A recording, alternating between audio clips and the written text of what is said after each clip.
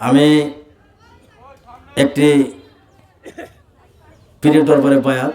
আমি বিশ্বলি খাজা বাবা ফরিদ পীরের রুহানি সন্তান। আমি ব্যক্তিগতভাবে একটি রাজনৈতিক দলের সাথে সম্পৃক্ত।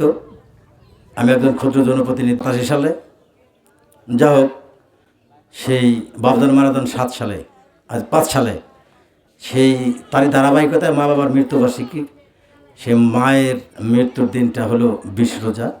সেই উপলক্ষে আমি প্রতি বছরই মা বাবার দোয়ার অনুষ্ঠান করি রমজান মাসে কিছু রোজাবৃন্দ। আমি একটি পীরের দরবারে বায়াত।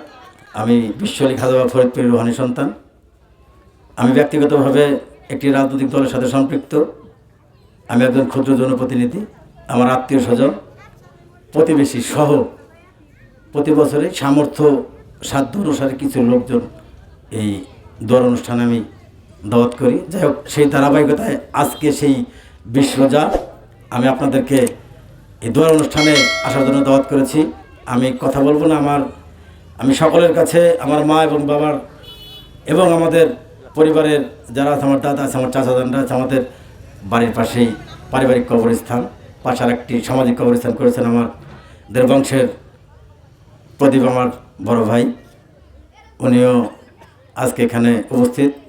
আমাদের বংশের সবচেয়ে বড় ভাই জনাব আব্দুল হাকিম মন্ডল সাহেব, উনি অবসরপ্রাপ্ত সচিব, উনি উপস্থিত। ওনার জন্য দোয়া করবেন, অনেক বয়স হয়েছে, আপনারা ওনার জন্য একটু দোয়া করবেন।